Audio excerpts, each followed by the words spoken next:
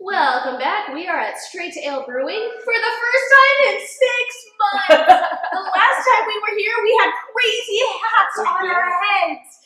And now it's summertime and it's warm and not cold anymore. And I'm just so excited to be back at Straight to Ale.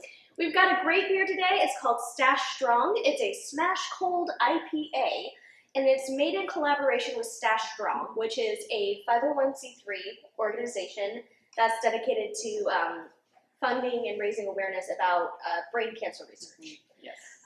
It's a really nice IPA. It's not like IPA. It's like creamy. And it has like some banana note to it, but not like banana. It's not like gross banana. It's not gross banana. It's yummy banana flavor. Yeah. Banana and peach.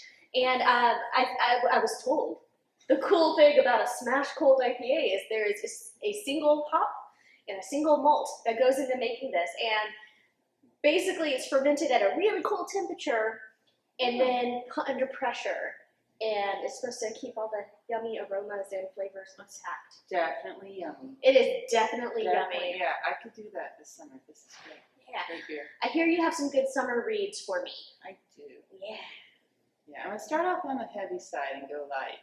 That's probably for the best. Yeah, but I've been anticipating this book coming out. I heard about the reviews on it. The greatest beer run ever. And it's in the biography section. John Chick Donohue was 26 years old back in 1967. He's New York. You know, if you're from New York or have been in New York, you know that city's really just set up in neighborhoods. And he came from a very tight-knit Irish-American neighborhood. Everyone grew up together. Everyone knew each other, kind of thing. So during the Vietnam War, you know, they're all back in New York sitting around the pub, and somebody comes up with the idea, we need to go let those boys, our boys from our neighborhood, know that we still support them, because there was a lot of rioting going on. There was a lot of stuff going on that these boys were coming home to, and some weren't coming home at all. So it was a very tough time, and he was a Marine Corps veteran turned merchant marine. Oh, wow. So he himself knew, you know, what these boys were facing. So he volunteers to sneak into Vietnam during the Vietnam War, find all of his buddies, bring them a beer, and just sit with them, hang out, kind of lift their spirits, and then move on to the next buddy. That sounds so cool, but weren't so terrifying. I know, and yeah, he kind of just fell into the position to do it.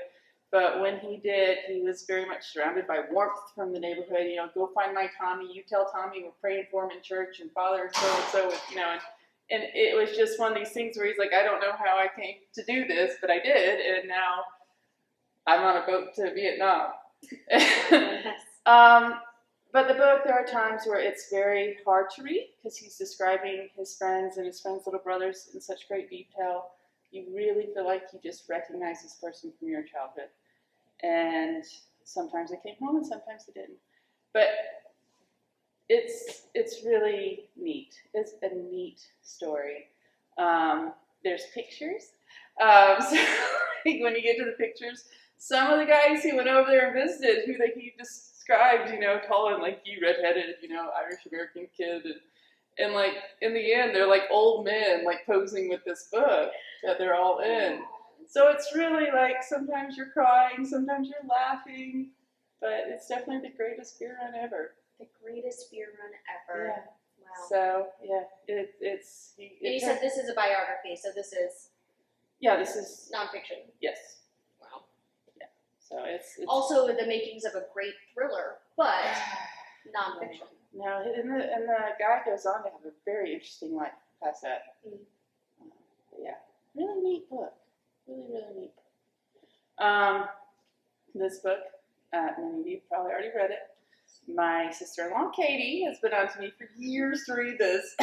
I'm like, okay, check it out, never read it. Check it out, never read it. Finally, I was like, I have to read this. All right. It's very good.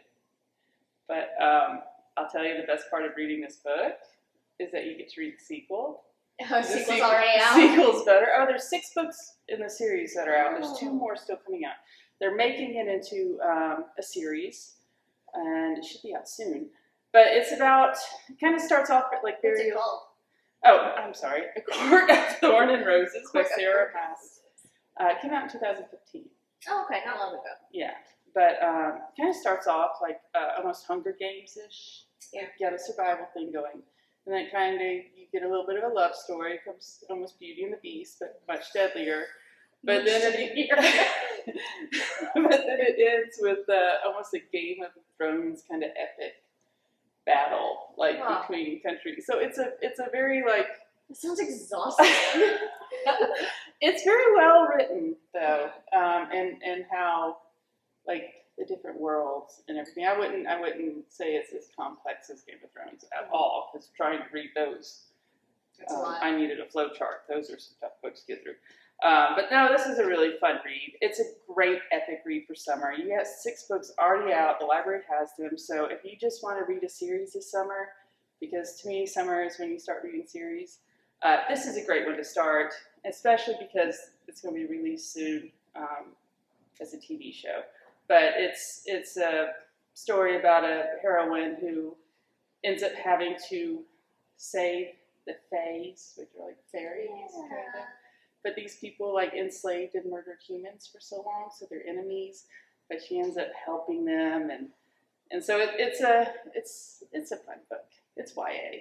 Interesting. I love YA. I love a good YA. So I am looking forward to this series, mainly because the second book's awesome. So, and it's at home next to my chair. I'm still reading it. So, my third one, also great read for summer. This one is called Fable by Adrienne Young. This is a high seas adventure. It's a young girl who was abandoned at the age of 14 by her father on an island of like thieves and traders, and her mom had died in a shipwreck the night before. Next day they show up on the island, her dad leaves her. And so she spends the next 4 years just learning survival, learning to be a trader, learning all these skills. Jeez. And her goal is to find her dad again and get back on one of the ships to brew, because that's the only thing she knows. She grew up on the high seas. And her dad has suddenly created like this very powerful empire, like trading empire. So everyone knows who he is. She's not supposed to reveal who she is to him, but she does find her dad. That happens probably about halfway through the book. I won't give away any more, but yeah, it's great. Things I liked about it, the author is very descriptive, so you really get a sense of like what you're looking at, because it is very made up place. The plot's amazing. It centers around a young girl in like a male-dominated surviving. Sure. But she has a lot of maturity about her. It's light on the romance, but it does have a little bit. But I think it's great. And like the other one, the whole reason to read it is so that you can get to the second. But that's just good planning on the publisher's part. That was great planning. So we do have both. So once you check out one, go ahead and put this one on hold, because there already is a hold list for these. So I really love them. Sounds great. I have some new YA series that I need to get through this summer, it sounds like. Good for summer. So what did you pick? I went a little literal and a lot off the deep end. So, Stache Strong, not Strong Stache, Stache Strong, the organization dedicated to awareness for brain cancer research, made me think, okay, surely we have some nonfiction books about the brain, or something hopefully a little more fun than just brain cancer. Yes. Because we do have a lot of books that do have, a cancer storyline. I just kind of wanted to veer away. But that made me dive back into the children's book section. I did. I promise this isn't becoming a thing. I will eventually read adult books again. That's how I came up with Left Brain, Right Brain, Facts, Trivia, and Quizzes by Francesca. It's cute. It talks about the theory that was really predominant mid-century about the 2 hemispheres of the brain, and you're either right brain or you're left brain. And that's kind of since been disproven, because everybody uses their whole brain. Yeah, but it's kind of a slang term now. Yeah. I'm very right-brained, or I'm very left-brained. Yeah, of course, referring to like your creativity or your emotional side, how rational you are, how organized you are. But this is a kid's book that discusses all of that. And my favorite thing is she keeps coming back to, even if you are creative, you can have any job and any career you want. Oh, Like, it's an it should- after school special. I like it. It's so cute. It's very much that way. There are a bunch of quizzes in it and flowcharts. I did read all of them. Most of them ended up as I use both sides of my brain, but it's probably because I'm an adult now and I have a fairly relatively well-rounded outlook on things. It also discusses learning styles, which I really thought was nice because I think kids should know how best they learn earlier rather than later. I feel like we didn't really touch on that until I was in college. If we had touched on that when I was in middle school, maybe I wouldn't have had so much issues with math. But here we are with 2 history degrees. Like, it's fine. It's fine. You'd be sitting in a bar drinking beer talking, what's a beer? Yeah, so that's my brain dedication to this beer. It's also a smash cold IPA, and my thought was, okay, it's gonna be hot. It's already getting hot. It's summertime. I want something cold IPA. Okay, what do I also really like iced tea. Iced tea. Turns out we have a semi-autobiographical book co-written by Ice-T and Douglas Century. It's called Ice, a Memoir of Gangster Life and Redemption from South Central to Hollywood. And Ice-T is a very interesting person. He has a full career as a rap artist, and he has a full career as an actor. And I didn't realize his acting career actually dates back to the early 90s. I've only ever seen him on, like, Law & Order, which even started back in 2000. He's been doing this for decades now. Yeah. I forget how old he is. Yeah, he's like 63 now. Yeah. But it's great, this book, because it is partially written by him, has a lot of personal details about his life. It talks very explicitly about how his musical career developed. It talked about how both of his parents died young and how he got into criminal activity as a child, gang life as a child, and how he worked his way out of it.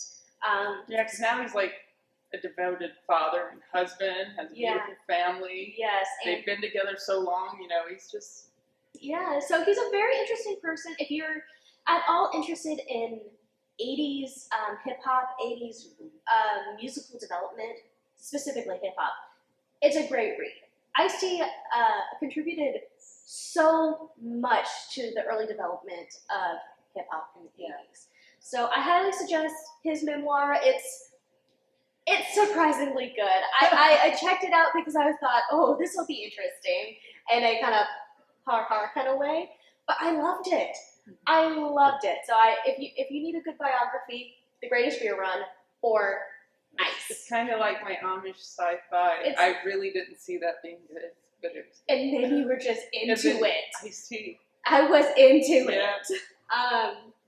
We only have one copy in the system, which is why I printed my little cardboard so someone else can go immediately check it out. But it's at the North Branch. It's at our brand new North Branch. Yeah. So go check out the book. Go check out our new branch. My last book has nothing to do with beer, although you might want to drink a beer by the end of it because it's kind of sad. It's called Evelyn Del Rey is Moving Away by Meg Medina. We have it in both Spanish and English. It's been videoed by some of our librarians several times at this point for reading circle, reading to the kids. You know what I mean. Story time. Story time. There we go. I'm a librarian. But in it, it's not just the story. It's these two little girls who are friends, and they've lived next to each other their entire lives, and it's a day in their life. But the day happens to be the day that Evelyn Del Rey's family is packing up and moving away. So it's everything they do to hide in the empty box they found, or they found a stash of stickers behind the furnace, and it's real cute. How old are they? Like 7, 8 years old? I want to say no more than 8. They're pretty little looking, and like the last page is the person who is narrating it as a young adult going through her memory box of this little girl and all the letters they wrote back and forth to each other. It also has great talking points printed at the beginning and the end for teachers, for parents, for other grown-ups who have children in their lives in some way. So it's not just a, here, read this story. It's a, let's have a discussion about this, and let's work through some potentially heavy emotions. And I've got to say, this had nothing to do with the beer and everything to do with, do you want to make this announcement or should I? Aww. Now I'm all sad. I know, I'm sorry. This is, unfortunately, Lauren's last episode of Books and Beer because she found an amazing job opportunity that's taken her away from the library. So, my dedication, I am sad she is leaving book is Evelyn Del Rey's moving away. Thank you. And you know what? I think I might check that out because my daughter's name is Evelyn. So yeah. that is. We have a lot of copies of it. Oh, good. Yep, and apparently a large amount of uncatalogued copies in Michaela's office. She was like, "Oh, I'm gonna talk to Michaela." And she's like, this is one of those copies. Did you ever have a childhood friend move away? I did. In 3rd grade. Yeah. Her name was Megan. She moved to Florida. Yeah. We stayed in touch in the very early days of AIM.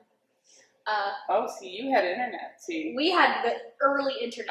Ivy Turner left me, and we wrote letters, and then we would meet up like in Nashville at the mall. Like our she moved to Tennessee and meet up and go to the mall for the day. I mean, I think we all have that friend that we kept in touch with after they left because we just loved them. And I'm still kept in touch with Ivy. She lives in California now. So she has a family, and that's a sweet book.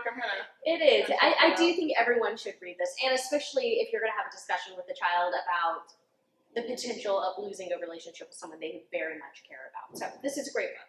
We do have several others in this vein. I thought this is the most poignant, and it's beautifully illustrated. So do that. Sounds awesome. So check out our books.